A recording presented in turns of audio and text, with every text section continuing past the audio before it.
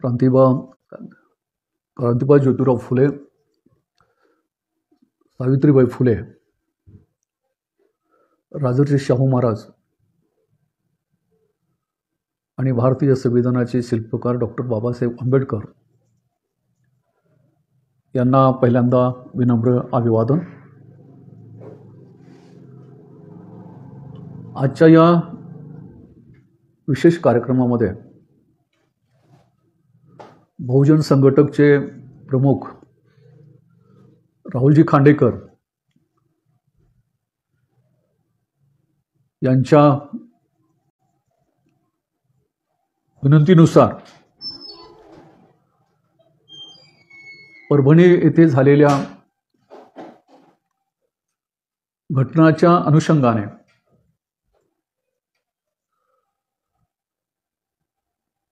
मी आपल्यासमोर किंवा आपल्याशी संवाद साधण्याचा प्रयत्न करणार आहे. आपल्याशी संवाद करत असताना पहिल्यांदा परभणी येथे झालेल्या या घटनेमध्ये ज्यांचा पोलिसांच्या मारहाणीमध्ये मृत्यू झाला, त्यांचं दुःखद निधन झालं, ते सोमनाथ सूर्यवंशी आणि आयुष्यभर ज्यांनी या ठिकाणच्या तळागाळातील माणसासाठी संघर्ष केला, विविध चळवळीमध्ये आपलं योगदान दिलं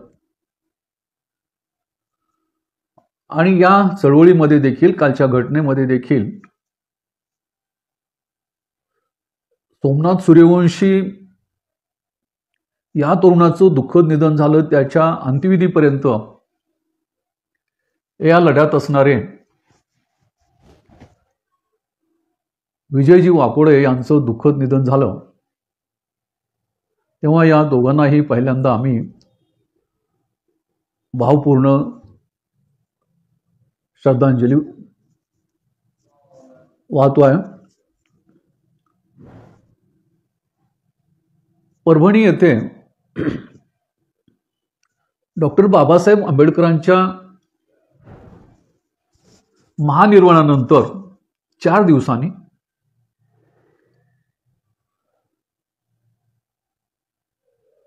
किंवा या संविधानाला 75 वर्ष झाले आणि त्या संविधानाची चर्चा ही लोकसभेमध्ये सुरू असताना आणि ज्या दिवशी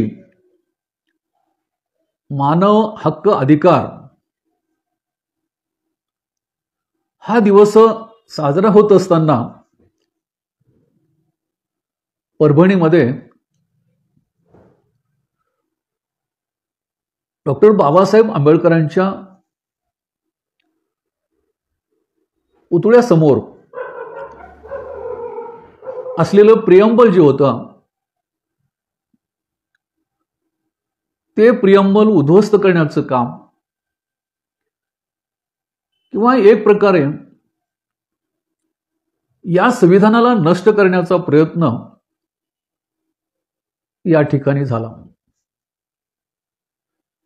परभणी येथील हा डॉक्टर बाबासाहेब आंबेडकरांचा पुतळा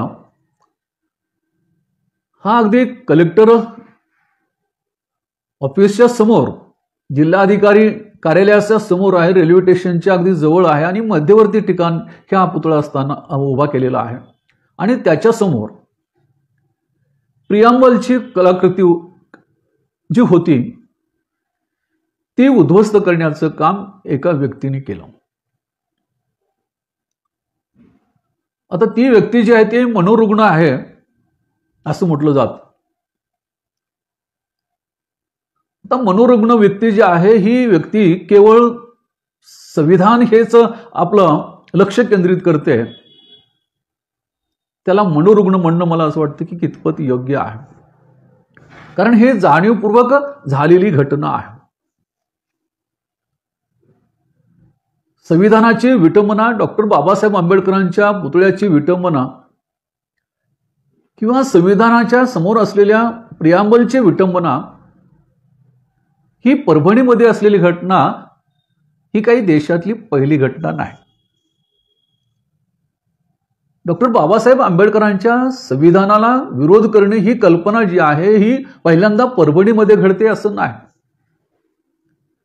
तर याच्या अगोदर देखील अशा स्वरूपाचे प्रयत्न झालेले आहेत. विशेषतः 2014 नंतर संविधानाविरुद्धची मानसिकता जी आहे ही मानसिकता बळावत गेलेली आहे. जसं मी मगाशी सांगितलं की मानव हक्क अधिकार दिनाच्या दिवशी बाबासाहेबांच्या महापरिनिर्वाणाला 4 दिवस उलटून गेले नाही तोपर्यंत संविधानाची लोकसभेमध्ये चर्चा असतानाच या ठिकाणी संविधानाचं प्रियंबल उद्ध्वस्त करण्याचं काम परभणीत झालं. त्याचप्रमाणे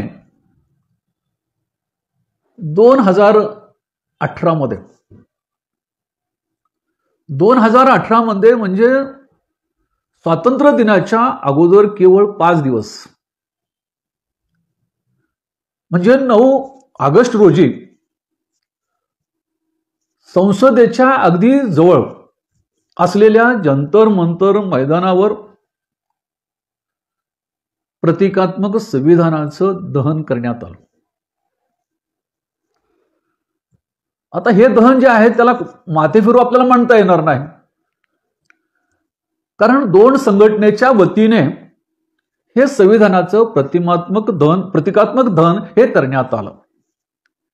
एक म्हणजे ब्राह्मण एकता मंचचे प्रमुख आशुतोष आणि दुसरे म्हणजे आरक्षण विरोधी मंचचे संजय शर्मा आणि श्रीनिवासन या 2 संघटनेने दिल्लीच्या संसदेच्या जवळ आणि स्वातंत्र्याच्या केवळ 5 दिवस अगोदर जे आहे हे संविधानाचं प्रतिकात्मक दहन केलं आणि त्या ठिकाणी संविधान विरोधी आरक्षण विरोधी घोषणा देखील करण्यात आलेल्या आहेत. म्हणजे ही गोष्ट आपल्या लक्षात येऊ शकेल की या ठिकाणी जाणीवपूर्वक या संविधानाला विरोध करण्यासाठी अशा घटना सातत्याने घडताना आपल्याला दिसून येतो. आणखी एक मुद्दा मी सांगेन की ही घटना अशा वेळेला घडलेली आहे की एका बाजूला महाराष्ट्रामध्ये नवीन सरकार आलेलं आहे आणि मग या नवीन सरकारमधल्या लोकांनी शपथ देखील घेतलेली आहे. आता देशाचे पंतप्रधान असतील, मुख्यमंत्री असतील, मंत्री असतील, ते संविधानाची शपथ घेतात. ही संविधानाची शपथ काय आहे तर त्याच्यामध्ये असं म्हटलं जातं की विधीद्वारा प्रस्थापित संविधानाविषयी मी खरी श्रद्धा आणि निष्ठा ठेवीन अशा स्वरूपाची शपथ त्या ठिकाणी घेतली जाते. आणि अशी शपथ घेतल्यानंतर देखील या ठिकाणी संविधानाचा अपमान केला जातो. आता गंमत अशी आहे की परभणीला 10 डिसेंबर रोजी पवार नावाच्या माणसाने या संविधानाचं प्रियांबल जे आहे हे उद्ध्वस्त केलं. आणि योगायोग लक्षात घेता येईल म्हणता येऊ शकेल किंवा आपल्याला दुसरं चित्र देखील दिसेल की त्याच आठवड्यामध्ये न्यायालयामध्ये एकाने याचिका दाखल केलेली होती. ती याचिका म्हणजे प्रियांबल जी आहे या प्रियांबल मधल्या काही गोष्टी वगळाव्यात किंवा या संविधानाच्या स्ट्रक्चरला धक्का द्यावा या स्वरूपाची याचिका जी आहे ही सुप्रीम कोर्टामध्ये दाखल केलेली होती. जे तिथं देखील अप्रत्यक्षरित्या संविधानाचं प्रियांबल जे आहे हे यांना धक्का लावण्याचं काम या ठिकाणी काही मंडळीने केलेलं होतं. 10 डिसेंबरला मानव अधिकार दिनाच्या निमित्ताने परभणीमध्ये एक कार्यक्रम झाला. तो कार्यक्रम काय झाला तर बांगलादेशमध्ये असलेले हिंदू आणि बौद्ध यांच्यावर अत्याचार केले जातात आणि त्या अत्याचाराचा निषेध करण्यासाठी परभणीमध्ये एक कार्यक्रमाचं आयोजन केलेलं होतं.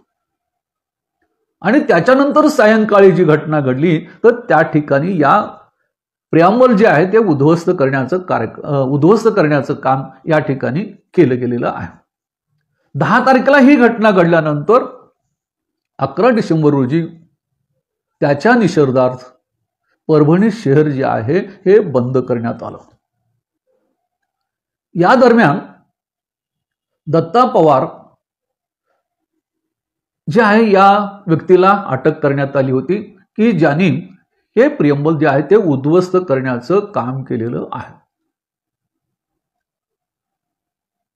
आता अर्थातच त्याला पकडून देण्याचं काम देखील त्या ठिकाणच्या आंदोलकांनीच केलेलं आहे. आणि त्यामुळं त्याला पोलिसांनी अटक केली. 11 तारखेला परभणी जिल्ह्यामध्ये बंद जो आहे हा करण्यात आला आणि या बंदच्या वेळी पोलिसांनी लाठीचार्ज केला आणि लाठीचार्ज केल्यानंतर या आंदोलनाला हिंसक वळण लागलं आणि त्या हिंसक वळणाचा परिणाम जो आहे हा मोठ्या प्रमाणामध्ये झाला. त्यानंतर पोलिसांनी मोठी कारवाई केली आणि मग या कारवाईमध्ये अनेक तरुणांना त्यांनी पकडलं. लाठीचार्ज ठिकठिकाणी करण्यात आला. पोलिसांनी घरामध्ये जाऊन काही तरुणांना बाहेर काढून त्यांना अटक करण्यात आली आणि नुसते अटक नाही तर पोलीस स्टेशनमध्ये नेऊन पिशारच्या नावाने त्यांना बेदम मारण्यात आलं. आणि मग या मारहाणीमध्ये एक तरुण मुलगा 25 वर्षाचा मुलगा सोमनाथ सूर्यवंशी याचा या पिशारमध्ये मृत्यू झाला. आता पोलिसांनी ही केलेली कारवाई जी होती या कारवाईमध्ये त्या तरुणाचा मृत्यू झाला. जो तरुण जे आहे हा परभणी इथल्या शिवाजी महाविद्यालयामध्ये विधी महाविद्यालयामध्ये लॉच्या 3ऱ्या वर्षाला होता. आता याचा मृत्यू झाल्यानंतर पोलिसांनी असं सांगितलं की याचा मृत्यू जो आहे हा हृदयविकाराने झालेला आहे. हार्ट अटॅकने त्याचा मृत्यू झालेला आहे असं त्या ठिकाणी सांगण्यात आलं. पण प्रत्यक्षरित्या पोलीस जे आहे हे खोटं बोलत आहेत हे नंतर सिद्ध झालं की ज्यावेळेला त्याचं पोस्टमॉर्टम करण्याचं ठरवण्यात आलं किंवा पोस्टमॉर्टमची मागणी करण्यात आली आणि त्याचं पोस्टमॉर्टम जे आहे हे औरंगाबादला केलं आणि त्या ठिकाणचा रिपोर्ट आला की त्याचा मृत्यू जो आहे हा हार्ट अटॅकने झालेला नाही तर पोलिसांच्या मारहाणीमध्ये झालेला आहे. याच्यातून एक गोष्ट लक्षात घेऊ शकेल आपण की या ठिकाणी पोलिसांची भूमिका ही रास्त नव्हती. पोलीस काही लपवण्याचा त्या ठिकाणी प्रयत्न करत होते किंवा पोलीस जे आहेत हे या ठिकाणी आपल्या बळाचा वापर करून या ठिकाणी एक प्रकारे या आंदोलकाच्या विरोधामध्ये ही सक्त कारवाई करत होते. दुसऱ्या बाजूला राजकीय मंडळींनी या विषयाकडे बघण्याचा दृष्टिकोन देखील तेवढा गंभीर ठेवला नाही. त्यांनी सांगितलं की ज्याने या संविधानाच्या समोरच्या प्रेमलचं नुकसान केलेलं आहे तो मनोरुग्ण आहे. मला असं वाटतं की ही गोष्ट मनोरुग्ण म्हटलं की त्याला काहीच होऊ शकत नाही किंवा मनोरुग्ण म्हटलं की सगळे प्रश्न आपोआप सुटतात ही भूमिका नेहमीप्रमाणे शासनाची झालेली आहे. आणि दुसऱ्या बाजूला ज्याला मारलं तो गुन्हेगार होता, आरोपी होता असं त्याच्यावर शिक्का मारला. म्हणजे LLB 3rd इयरला असलेला मुलगा हा गुन्हेगार असतो आणि दुसऱ्या बाजूला ज्यांनी या देशातील संविधानाचं प्रियांबल हेच लक्ष करून ते तोडण्यात आलं त्याला आपण मनोरुग्ण म्हणतो. ही गोष्ट निश्चितच एक दिशाहीन करणारी किंवा दिशाभूल करणारी अशा प्रकारची. आणि मग या सूर्यवंशींचा अंत्यसंस्कार त्या ठिकाणी झाला, परंतु एकंदरीत या निमित्ताने परभणीमध्ये एकंदरीत वातावरण जे आहे ते भयभीत अशा प्रकारचं होतं. लोक घराच्या बाहेर येण्यासाठी घाबरत होते. आणि दुसऱ्या बाजूला या ठिकाणी आंदोलकाच्या किंवा जे आंदोलनामध्ये सहभागी होते किंवा नव्हते अशा लोकांना पकडून आणून त्यांची PCR घ्यायला सुरुवात केली. आणि अशा पद्धतीचा एक प्रकारे पोलिसांचा अत्याचार हा या ठिकाणी सुरू झाला. जसं आंदोलन हिंसक झाल्यानंतर आंदोलकांनी देखील कायदा हातामध्ये घेतला, तसं पोलिसांनी देखील नंतर हा कायदा जो आहे हा आपल्या हातामध्ये घेतला किंवा कायद्याचा दुरुपयोग केला आपल्याला म्हणता येऊ शकेल. आणि त्यांनी मोठ्या प्रमाणामध्ये या ठिकाणी या तरुणांना मारहाण करायला सुरुवात केली. आता मला असं वाटतं की जी मंडळी 10 तारखेला परभणीमध्ये सकाळी मोर्चाकडून सांगत होते की बांगलादेशमधल्या बौद्धावर अन्याय झालेला आहे, बांगलादेशामध्ये असणाऱ्या हिंदूवर अन्याय झालेला आहे आणि त्याचा निषेध करण्यासाठी ते जमलेले होते. मला असं वाटतं की ज्यांना बांगलादेशमध्ये असलेल्या बौद्धांची चिंता होती, बांगलादेशामध्ये होणाऱ्या बौद्धाच्या अत्याचाराच्या संदर्भामध्ये त्यांच्या मनामध्ये प्रेम होतं, अशापैकी एकही माणूस या बौद्ध वस्तीमध्ये का आला नाही? एकतर सदग्रस्त होते, त्यांना देखील मी हा प्रश्न विचारला. त्याने विषयांतर केलं. मी त्यांना सांगितलं की कमीत कमी हे तुम्ही गृहीत धरा म्हणलं की परभणी हे बांगलादेशामध्येच आहे, असं गृहीत धरून तरी जा त्या बौद्ध वस्तीमध्ये आणि या बौद्धावर आपल्या देशामध्ये कशा पद्धतीने पोलीस अत्याचार करतात याच्यावर चौकशी करा. परंतु ते असं करू शकत नव्हते.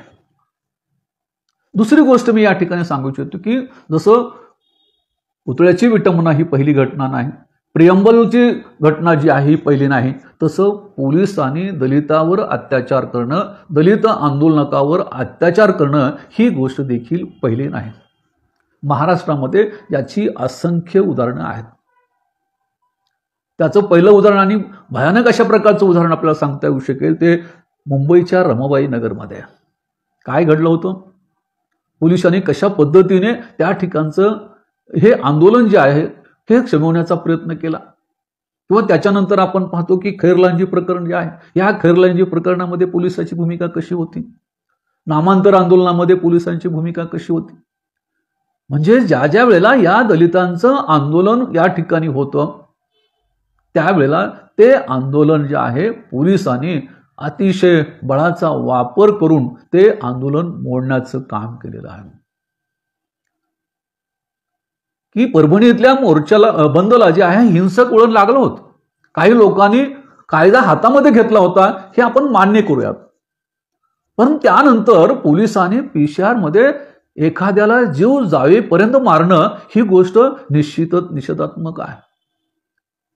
परभणीमध्ये असलेल्या प्रियदर्शिनी नगरमध्ये आमच्या भगिनी वत्सलबाई आहे, या स्त्रीला पोलिसांनी इतकं मारावं ते पाहिल्यानंतर देखील अंगावर शहारे उमटतात. की का त्या महिलेला देखील आपण अमानुषपणे मारहाण करतो ही गोष्ट देखील अतिशय वाईट असलेली दिसून येईल. आणि दुसरी महत्वाची गोष्ट की आतापर्यंत आमच्यावर अन्याय हा झालेलाच आहे आणि आंदोलन या ठिकाणी दलितांचे झालेले ते कुणाच्या विरोधामध्ये झालेलं नाही, कोणत्या समाजाच्या विरोधामध्ये झालेलं नाही, तर त्या ठिकाणी घडलेल्या घटनेचा निषेध करण्यासाठी झालेली आहेत हेही आपण लक्षात घेतले पाहिजे. आणि त्याच अनुषंगाने परभणीमध्ये झालेलं हे आंदोलन होतं किंवा हा निषेध घडवून आणणारा कार्यक्रम होता आणि त्याला हिंसक वळण लागलं. हे जरी असलं तरी पोलिसांनी केलेला जो अमानुष अत्याचार जो आहे हा निश्चितच त्याचं आपण कौतुक करू शकणार नाही किंवा ते पोलिसांच्या दृष्टिकोनातून न शोभणारी गोष्ट होते. की नेहमी काशीरामजी असं म्हणायचे की महाराष्ट्र में मराठों का सरकार रहता है लेकिन वो मनुवाद चलाते हैं. म्हणजे मराठ्याचं सरकार असलं तरी मनुवादी विचार घेऊन जाण्याचं कामच ते सरकार करतं असं काशीराम म्हणायचं. आता त्याच्यापेक्षा वेगळी परिस्थिती निर्माण झालेली आहे. आज सरकारच मनोवाद्यांचं आहे. आणि त्यामुळे तर या सरकारकडून फारशी अपेक्षा आपण करू इच्छित नाही. कारण आतापर्यंत त्यांनी दुसऱ्याच्या शासनामध्ये देखील आपला विचार पुढे रेटण्याचं काम केलेलं आहे. आपला विचार त्यांना करायला भाग पाडलेला आहे. आणि आता तर हे सरकार त्यांचंच आहे. केंद्रामध्ये तेच आहेत आणि राज्यामध्ये तेच आहेत. आणि आज महाराष्ट्रामध्ये तर त्यांचं प्रचंड बहुमत आहे. हे बहुमत कसं आलं तो भाग वेगळा असला तरी आज बहुमत या ठिकाणी आहे. आणि दुसरी महत्वाची गोष्ट या ठिकाणी की आपण पक्ष म्हणून कोणाला वेगळं मानण्याची गरज नाही. राजकीय पक्ष हे सगळे सारखेच असतात. किंवा एखादं सरकार घेऊन दुसरं सरकार येणं म्हणजे फार या ठिकाणी वाईट आहे असं मानण्याचं कारण नाही. किंवा काँग्रेस गेलं आणि भाजप आलं म्हणजे फार वाईट घडलं असंही नाही. कारण लोकशाहीमध्ये एखादा पक्ष सत्तेवर येतो, एखादा पक्ष सत्तेमधून जातो.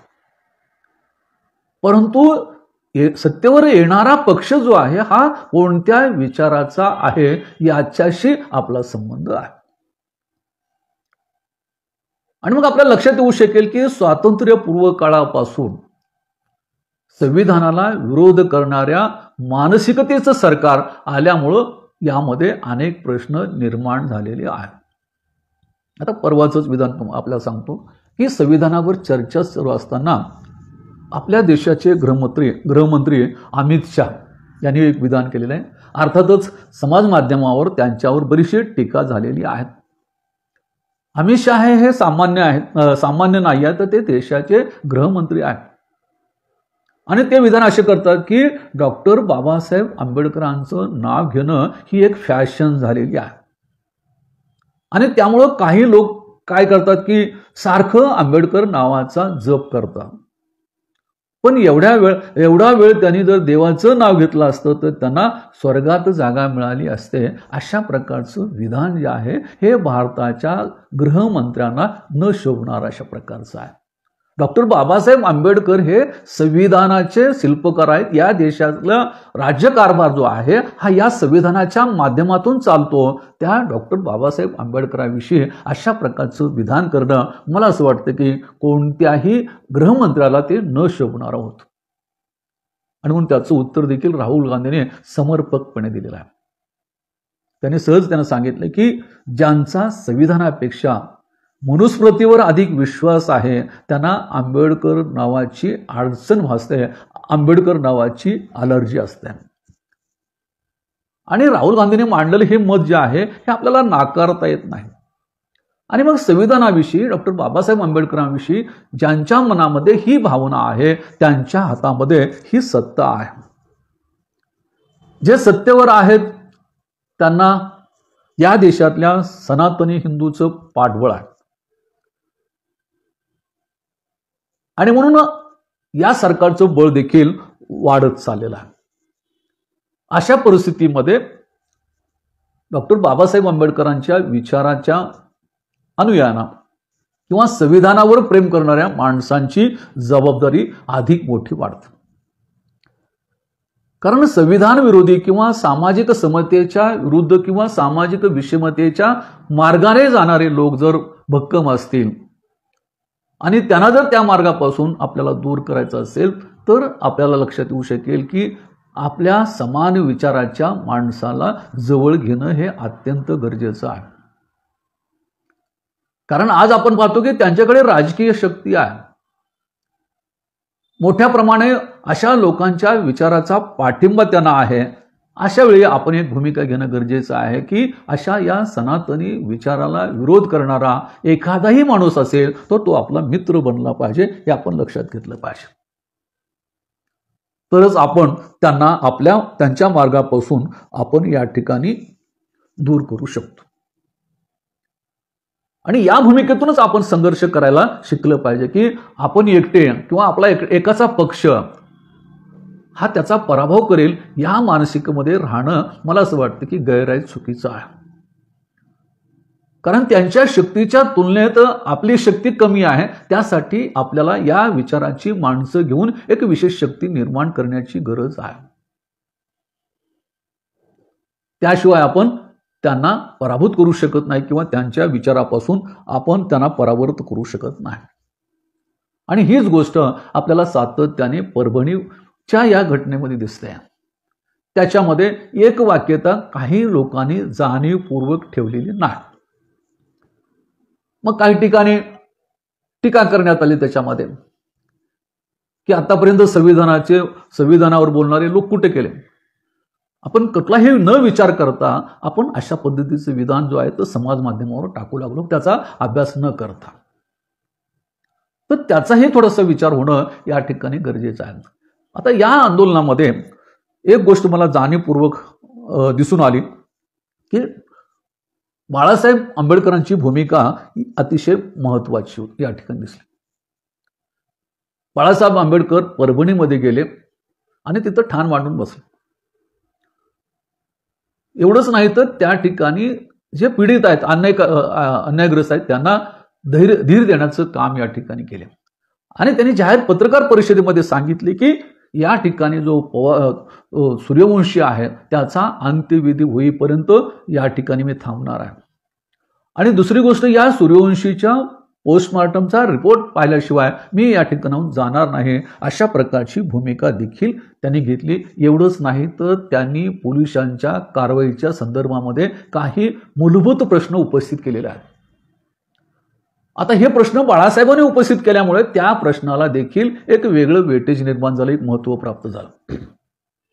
बाळासाहेब आंबेडकरांनी पोलिसांच्या संदर्भामध्ये असा प्रश्न उपस्थित केला की आंदोलक जे आहेत त्यांच्यावर हल्ला करणारे हे पोलीसच होते का पोलिसाचा युनिफॉर्म घातलेले गुंड होते, याचा देखील तपास घेण्याची गरज आहे, याचा देखील शोध घेण्याची गरज आहे, अशा प्रकारची भूमिका घेतली. त्याचबरोबर बाळासाहेबांनी काय केलं की सर्वसाधारणपणे त्या ठिकाणी जे अटक सत्र होतं तर ते अटक सत्र थांबवण्याच्या संदर्भामध्ये पोलिसांना त्यांनी आव्हान केलं. आणि या पद्धतीने ते आंदोलन जे आहे, जे आंदोलक आहेत त्यांना न्याय देण्याची भूमिका जी आहे ही बाळासाहेबांनी त्या ठिकाणी घेतलेली आहे. हा भाग महत्वाचा आहे. दुसरी गोष्ट आपल्याला असं दिसून येईल की काही खासदार असतील, आमदार असतील, यांनी देखील या विरोधामध्ये आवाज उठवण्याचं काम केलेलं आहे. एका बाजूला आज आपण पाहतो की महाराष्ट्रामध्ये विरोधी पक्ष जे आहेत हे अत्यंत कमकुवत झालेले आहेत.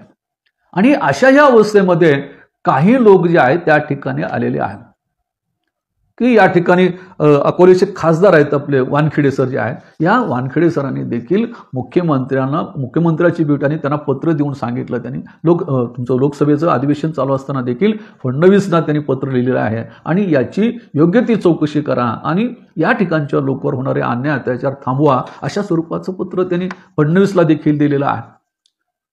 दुसरी गोष्ट आहे की रोहित पवार त्या ठिकाणी आले. रोहित पवारांनी देखील त्या पीडित कुटुंबाला भेट दिलेली आहे.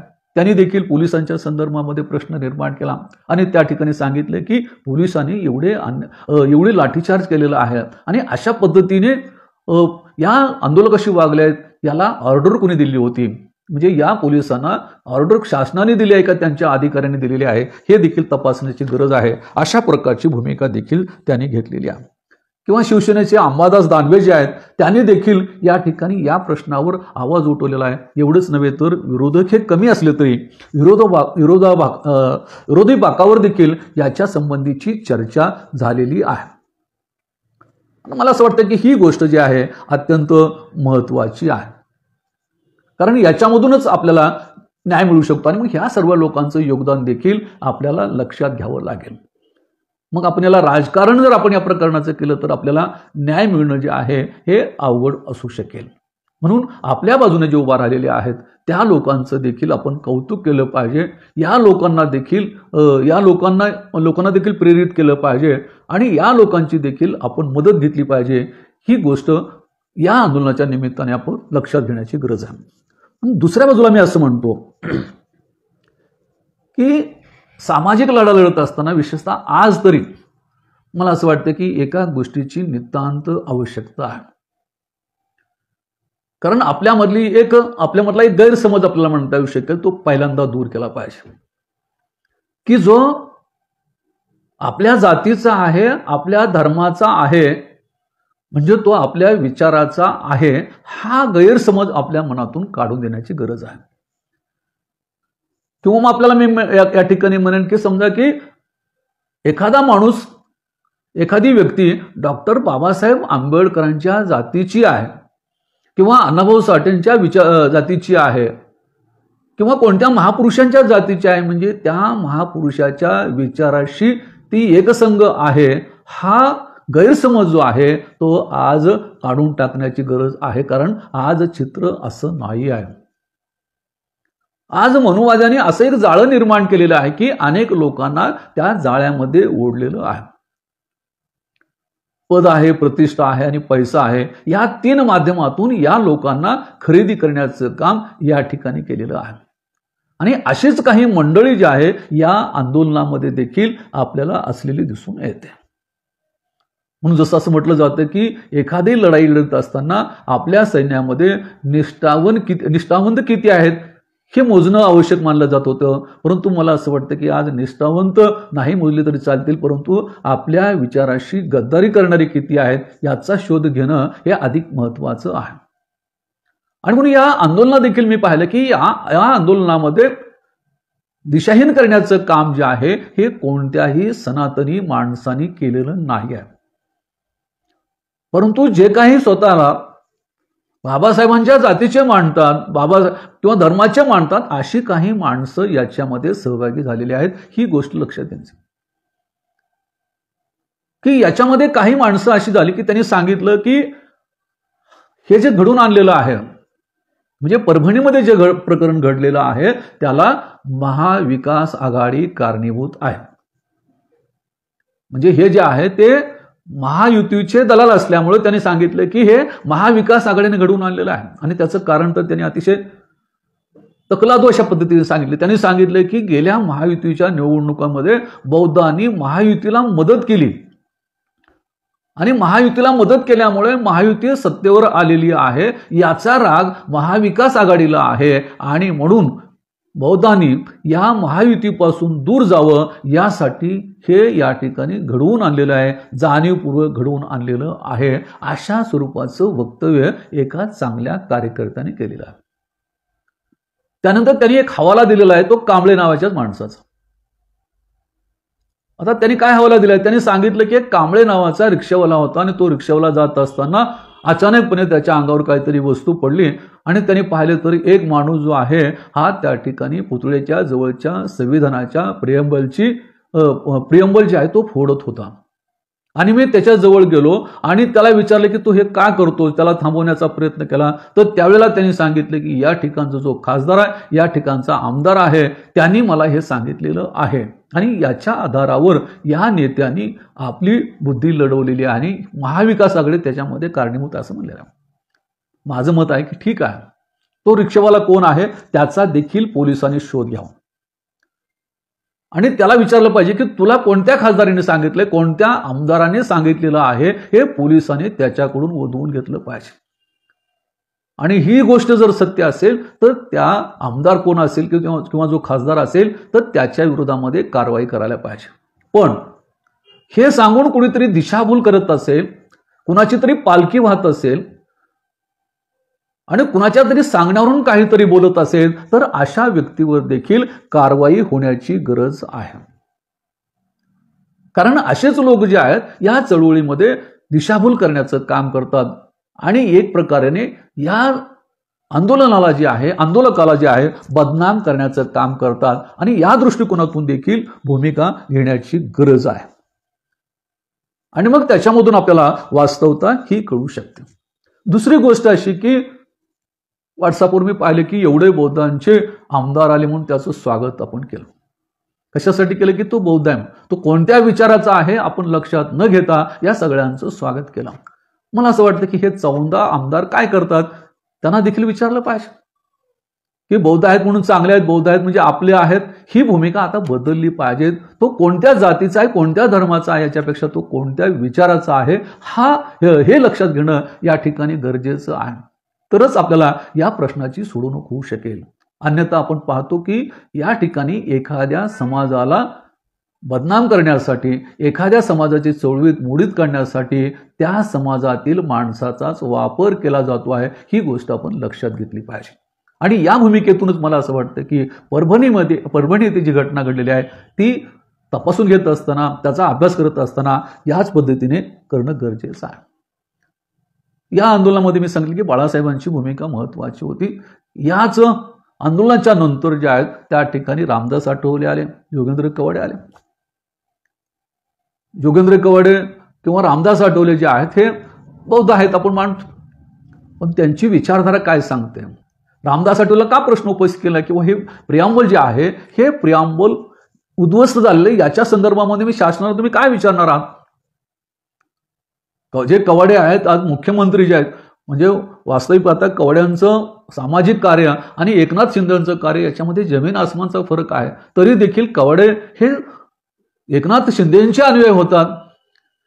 आता याला काय म्हणावं तो भाग वेगळा, पण मला असं वाटतं की सरकारमध्ये त्यांचे उपमुख्यमंत्री आहेत, त्यांना त्यांनी फोन लावला का?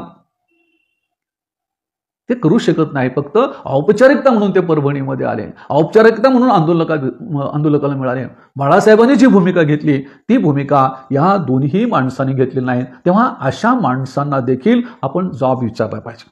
केवळ आपण भाजपला जबाब विचारला पाहिजे असं नाही, मोदींना जबाब विचारला पाहिजे असं नाही, संघाला जबाब विचारला पाहिजे असं नाही, तर आपल्यात असून देखील आपल्या विचाराशी गद्दारी करणाऱ्या, विशेषतः बाबासाहेबांच्या विचाराला पराभूत करून पाहणाऱ्या माणसाला देखील जबाब विचारण्याची गरज आहे असं मला वाटतंय. आणि या दृष्टिकोनातूनच मला असं वाटतं की या आंदोलनाचा छडा लावला पाहिजे. आज परभणीचे चित्र पाहिल्यानंतर त्या ठिकाणी स्मशान शांतता आहे. त्या ठिकाणी असलेले दलित, त्या ठिकाणच्या महिला ज्या आहेत या पोलीस भीतीच्या मध्ये आहेत. पोलिसांचं वातावरण जे आहे त्या ठिकाणी पाहून त्यांच्यामध्ये भयभीतपणा या ठिकाणी आलेला आहे. अशा लोकांना, आंदोलकांना आपण काय करायला पाहिजे की धैर्य देण्याची गरज आहे. परभणी बाहेरच्या मराठवाड्यातील सर्व जिल्ह्यातील लोकांनी हे करण्याचं काम आहे. ज्यांच्यावर अन्याय झालेला आहे त्यांना न्याय देण्याच्या संदर्भामध्ये आपली भूमिका राहिली पाहिजे.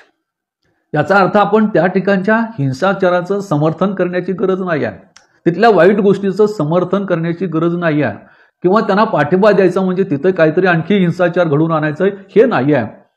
तर त्या ठिकाणी सूर्यवंशी सारखे तरुण, 25 वर्षाचा तरुण आहे, लॉचं 3रं वर्ष आहे आणि त्या ठिकाणी अमानुषपणे त्याला मारलं जात आहे. अशा घटनेच्या मागे या ठिकाणी लोकांनी उभा राहण्याची गरज आहे. आणि म्हणून मराठवाड्यातील प्रत्येक जिल्ह्यातल्या माणसांनी ही जबाबदारी ओळखली पाहिजे आणि या आंदोलकाला किंवा या ठिकाणच्या पीडित लोकांना सहकार्य करण्याची गरज आहे. आणि एका बाजूला असे वातावरण असताना देखील मी सर्व परभणीकरांचं आणि विशेषतः परभणीमध्ये असलेल्या नेत्यांचं या ठिकाणी मनपूर्वक अभिनंदन करतो. परभणी व्यतिरिक्त जर कुठं आंदोलन असतं तर मला असं वाटतं की ते चित्र दिसलं असतं किंवा नाही माहीत नाही, कारण परभणीकरांनी एवढं होऊन देखील या ठिकाणी आंदोलनातून माघार घेतलेली नाही आहे. त्या ठिकाणी मला असं वाटतं की संघर्षाचा एक फार मोठा वारसा हा परभणी जिल्ह्याला लाभलेला आहे. आणि मी सुरुवातीला ज्यांचा उल्लेख केला, विजय वाकोडे, अत्यंत हाडाचा कार्यकर्ता होता, जमिनीवरचा कार्यकर्ता होता, ज्याचे वडील तहसीलदार होते. असे असताना देखील तहसील कार्यालयावर गोरगरिबासाठी मोर्चा करणारा हा तरुण होता. आणि तो तरुण जो आहे या सर्व प्रकरणामध्ये होता. सूर्यवंशी यांच्या अंत्यविधीला देखील तो हजर होता आणि त्यांच्या अंत्यविधीमध्ये देखील परखड अशा प्रकारचं भाषण त्यांनी केलं आणि त्यांचं रात्री दुःखद निधन झालं, हार्ट अटॅकनं दुःखद निधन झालं. असा हा चळवळीचा वारसा जो आहे या परभणीला आहे. आणि त्यामुळं हे वातावरण भयभीत होणार असलं तरी आंदोलन माघार घेणार नाही अशा प्रकारची भूमिका या ठिकाणी घेतलेली आहे. आणि मग यामध्ये अनेक सक्रिय कार्यकर्ते त्यामध्ये आहेत. त्यामध्ये पक्ष वगैरे वेगवेगळे असू शकतील, परंतु या ठिकाणी माझ्या माहितीतील 2 लोकांचा उल्लेख मी या ठिकाणी करतोय. आणि त्याची नावं कदाचित मला माहीत नाही. तर त्याच्यामध्ये भीमराव हत्यांबेरे यांचा मी या ठिकाणी उल्लेख करेन आणि दुसरे म्हणजे त्या ठिकाणी भीमप्रकाश गायकवाड यांचा मी उल्लेख करेन की यांनी काय केलं की तिथल्या लोकांशी समन्वय केला. आणि हे वातावरण जे आहे किंवा आपली संविधानाच्या संबंधीची ही भावना जी आहे ही भावना सातत्याने पुढे घेण्याच्या संदर्भामध्ये किंवा आपल्यावर होणारा अन्याय जो आहे त्याला वाचा फोडण्यासाठी त्यांनी शांततामय मार्गाने आंदोलन करण्याचं नियोजन देखील केलेलं आहे. आणि धरणे आंदोलन जे आहे हे धरणे आंदोलन त्यांनी करण्याचा निर्णय घेतलेला आहे. 17, 18, 19, 20 हे 4 दिवस जे आहेत हे धरणे आंदोलन करणार आहेत आणि ते देखील अतिशय नियोजनबद्ध पद्धतीने केलेलं आहे. त्या ठिकाणी भीमराव हत्तेंबेर सारखा एक चांगला कार्यकर्ता त्या ठिकाणी आहे आणि सर्व ज्याला म्हणतो आपण अष्टबैली व्यक्तिमत्व म्हणून त्याच्याकडे आपल्याला पाहता येऊ शकेल. तर त्यांनी प्रत्येक गल्लीमध्ये धरणे केलेलं आहे. धरणे म्हणजे एका ठिकाणी कलेक्टर ऑफिसमध्ये बसून करण्याचं नाही आहे. तर ही जाणीव जी आहे त्या परभणी जिल्ह्यातल्या प्रत्येक वार्डामध्ये झाली पाहिजे. प्रत्येक वार्डातली माणसाला देखील या ठिकाणी या आंदोलनामध्ये सहभागी होता आलं पाहिजे आणि मनातली भीती देखील दूर केली पाहिजे. या भूमिकेतून हे धरणे आंदोलन आहे. त्यांनी प्रोग्राम दिलेला आहे. त्यांनी सांगितले की 17 तारखेला जे आहे हे आंदोलन म्हणजे कालपासून सुरू झालं की 17 तारखेला अजिंठा नगर, रविराज पार्क, भैयासाहेब आंबेडकर नगर, स्वच्छता कॉलनी, संत कबीर नगर या ठिकाणी त्यांनी धरणं आंदोलन केलेलं आहे. आज 18 तारीख आहे. आज 18 तारखेला त्या ठिकाणी भीमनगर आहे, रमाबाई नगर आहे, डॉक्टर आंबेडकर नगर आहे, पंचशील नगर आहे, परसावत नगर आहे, वर्मा कॉलनी आहे. या ठिकाणी धरणं आंदोलनाचं आयोजन केलेलं आहे. उद्याला म्हणजे 19 तारखेला प्रियदर्शनी कॉलनी आहे, खानापूर फाटा आहे, कपिल नगर आहे आणि मग या लहान लहान झोपडपट्टीमध्ये हे धरणं आंदोलन शांततेमय मार्गाने करण्याचं ठरवलेलं आहे. आणि मग 20 तारखेला गौतम नगर आहे, फुले कॉलनी आहे, मिलिंद नगर आहे, रघुनाथ नगर आहे, रघुनाथ सोसायटी आहे. या ठिकाणी हे आंदोलन होणार आहे. या धरणे आंदोलनामध्ये त्यांनी असं ठरवलं की हे धरणं आंदोलन जे आहे हे अतिशय शांततामय मार्गाने, लोकशाही मार्गाने होणार आहे. आणि मग या परिसरामध्ये आपल्या विचाराचे आजी माजी लोकप्रतिनिधी जे आहेत त्याच्यामध्ये सहभागी होणार आहेत आणि त्यांच्या सहभागातून हे आंदोलन करण्याची कल्पना या ठिकाणी असलेली दिसून येते. आणि हा संघर्ष जो आहे, हा संघर्ष किंवा हा लढा जो आहे इथंच थांबणार नाही, तर हा लढा सातत्याने पुढे जाईल अशा प्रकारची भूमिका या ठिकाणी असलेला दिसून येतो. तर यामुळे परभणीमध्ये एक चांगल्या प्रकारचं वातावरण जे आपण म्हणतो हे पुन्हा निर्माण करण्याचं काम केलं आणि लोकांमध्ये या आंदोलनाच्या संदर्भामधली असलेली भीती हे दूर करण्याचा प्रयत्न तर केला जातोय, परंतु त्याचबरोबर हे आंदोलन, आपलं जे आंदोलन आहे हे न्यायमार्गाचं आहे हे लोकांना कळालं पाहिजे. ही भूमिका देखील त्याच्यामध्ये असलेली दिसून येते आणि म्हणून मी या ठिकाणी त्यांचं या ठिकाणी कौतुक करतो. आणि मग त्या ठिकाणी या निमित्ताने त्यांना असं म्हणतो की परभणीला संघर्षाचा वारसा आहेच आहे, परंतु त्या ठिकाणी ज्यांचं बलिदान या ठिकाणी झालं किंवा जे शहीद या ठिकाणी झालेले आहेत त्याच्यामध्ये सूर्यवंशी आहेत किंवा त्या ठिकाणी आपले विजय वाकुडे आहेत. तर मला असं वाटतं की न्यायमार्गाने सातत्याने संघर्ष करणे आणि सामान्य माणसाला न्याय मिळवून देणे जे आहे हीच त्यांच्यासाठी मला असं वाटते खरी श्रद्धांजली आपल्याला म्हणता येऊ शकेल. आणि म्हणून या ठिकाणी त्यांच्या आंदोलनाला या ठिकाणी माझा पाठिंबा आहे म्हणता येणार नाही, तर मनातूनच तो आमच्या भूमिका आहे. आणि आपण या ठिकाणी जे चांगलं काम करतायत तर त्या कामाला देखील निश्चितच आमच्या शुभेच्छा आहेत किंवा या कामामध्ये आमचा देखील खारीचा वाटा आम्ही देण्याचा प्रयत्न करू. दुसरी महत्त्वाची गोष्ट आहे की हे आंदोलन करताना आपण एक लक्षात घेतले पाहिजे की या आंदोलनाला पुन्हा हिंसाचाराचं गालबोट लावू नये. आता ते शांतपणे शांतता मार्गाने हे धरणे आंदोलन व्हावेत आणि सर्वसाधारणपणे की न्यायासाठी आपण शेवटपर्यंत संघर्ष करतो हा मेसेज जो आहे, हा संदेश जो आहे तो लोकांपर्यंत पोहोचवण्याचं काम करण्याची गरज आहे असं मला वाटतं. तर या ठिकाणी आमचे बहुजन संघटकचे प्रमुख जे आहेत त्यांनी मला या संदर्भामध्ये माझं मनोगत व्यक्त करण्याची संधी या ठिकाणी दिली आणि एक महत्त्वाच्या प्रश्नावर मी आपल्याशी संवाद साधू शकलो. याबद्दल मी राहुल खांडेकर आणि या ठिकाणी आमचे जॉईन झालेले बरेचसे मित्र आहेत त्यांचे या ठिकाणी मी आभार मानतो. आणि या आंदोलनाला आपण देखील